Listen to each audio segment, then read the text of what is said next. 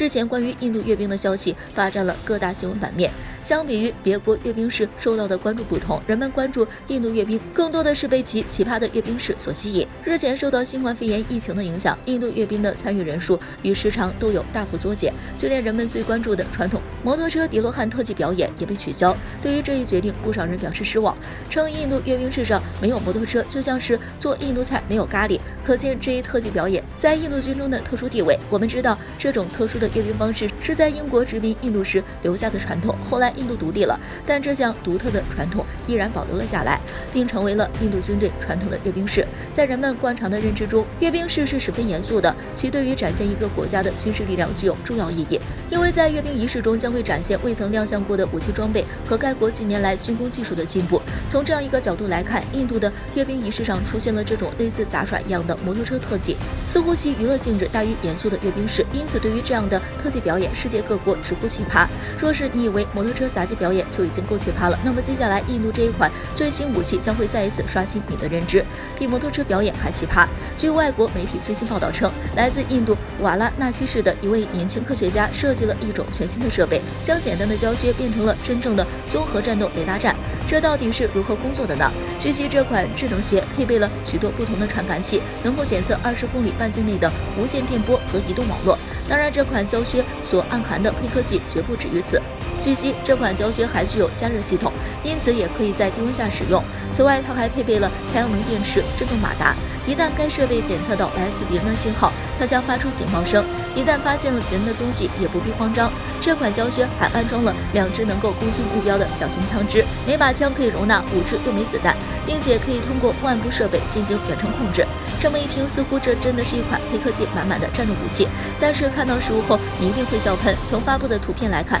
其看上去未免过于草率。先不论外形有多少槽点值得吐槽，光是想象印度军队穿着这双胶靴去到战场上，就实在想笑。不过印度人似乎还沉浸在这一发明的惊喜中。该名年轻的科学家希望有一天他的发明能够被印度陆军使用。现在他的发明已经广泛传播，他计划将该技术介绍给该国的国防部长。也许未来在印度的阅兵式上将会出现这样一双暗含黑科技的胶靴。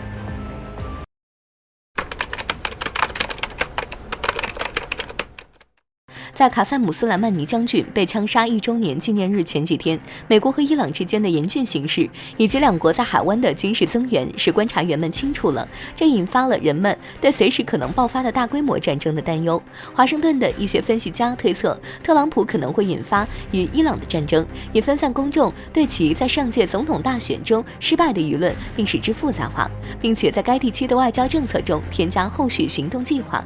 美国海军战争学院教授专家评论说：“我真的很担心特朗普先生可能会在离开白宫之前的某种军事活动。”专家维诺格拉德强调说，当时间临近1月3号时，可能会发生许多侵略性行动。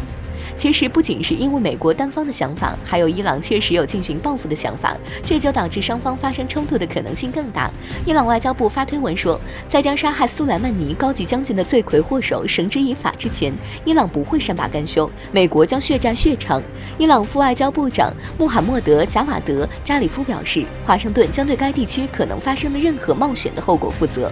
据报道，美国向总统派遣了 B-52轰炸机，并向海湾派出1枚核潜艇。美国官员说，这是为了防止发生伊朗核袭击的可能性，并警告伊朗不要进行愚昧的报复。而为了应对美国的威胁，在过去的48小时内，伊朗将军在海湾地区的海军已经提高了战备水平和准备水平，以处理可能发生的任何意外动作。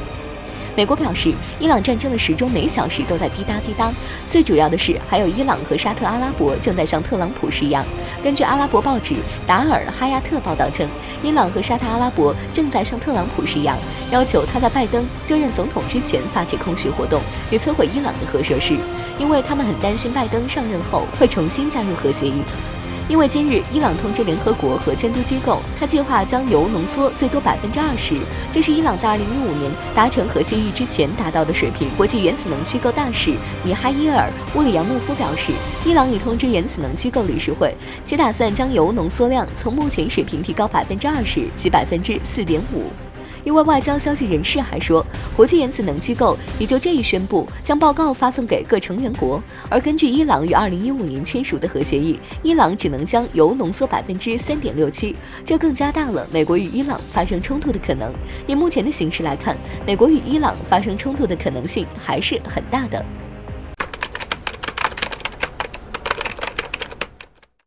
时至今日，航空母舰俨然成为了一个海军强国实力的象征，因此它也成为了各军事大国所追捧的对象。众所周知，美国海军实力排行世界第一，他们拥有世界上数量最多的航空母舰。然而，综合军事力量排行世界第二的俄罗斯却仅有1艘航空母舰，并且这艘航空母舰还处于维修阶段，无法部署。虽然说俄罗斯方面已经找到了代替航空母舰的方法，但是拥有1艘能够部署的航空母舰仍然是不少俄罗斯人的梦想。近日，俄罗斯媒体就这一问题进行了报道。据俄罗斯 Topcore 网站称，俄罗斯航空母舰的梦想注定无法实现。众所周知，俄罗斯一直都不肯轻易付出，为何他们会认为自己航空母舰的梦想注定无法实现呢？该文章指出，此前在苏联时期的时候，苏联红海军的航空母舰都是在尼古拉耶夫的黑海造船厂制造出来的。目前在俄罗斯所有企业中，没有任何一家企业具有建造航空母舰这类海军舰船的经验，并且即使他们有这方面的经验，他们也要重新建造一个新型船坞。但是如果他们为了建造航空母舰而去重新建造一个船坞的话，那么这将需要耗费大量的时间以及巨额的资金。这样一来，俄罗斯海军核潜艇编队的组建进展将会受到巨大的影响。而且另一个方面就是，以俄罗斯目前的军工业水平来看，他们无法给大吨位的军舰制造动力系统，因为航空母舰想要保持最少30到32节航速的话，那么俄罗斯就要制造1艘能够给航空母舰提供足够动力的发动机。虽然说这对于俄罗斯来说并不是毫无希望，但是如果俄罗斯真的要研制出这种发动机的话，还是特别困难的。此外，就算俄罗斯已经具备了建造航空母舰的能力，并且也能够为航空母舰提供动力足够的发动机，他们仍然无法发展航空母舰。因为要建造新的航空母舰的话，那么俄罗斯肯定也要制造出一批新的航母舰载机和加油机以及预警机。如果说没有这类飞机的话，那么航空母舰将会失去它的意义，并且俄罗斯海军还要为他们的新型航空母舰制造出其他的海军舰船。毕竟航空母舰不能单独作战，只能与其他的海军舰船组成一支航母打击群，才能够发挥它的最大作用。由此可见，俄罗斯航空母舰的梦想的确无法实现。那么我国能够帮助他们圆梦吗？据军事观察人士分析，我国很难帮助俄罗斯圆梦，毕竟我国自己正在大力发展航空母舰，没有多余的船坞用来帮助俄罗斯建造新型航母。此外，即使我们能够帮助他们建造航空母舰，我们也不能在短期内帮助他们制造出航空母舰所需要的舰载机等必需品。所以说，想解决这一问题，还是要靠俄罗斯自己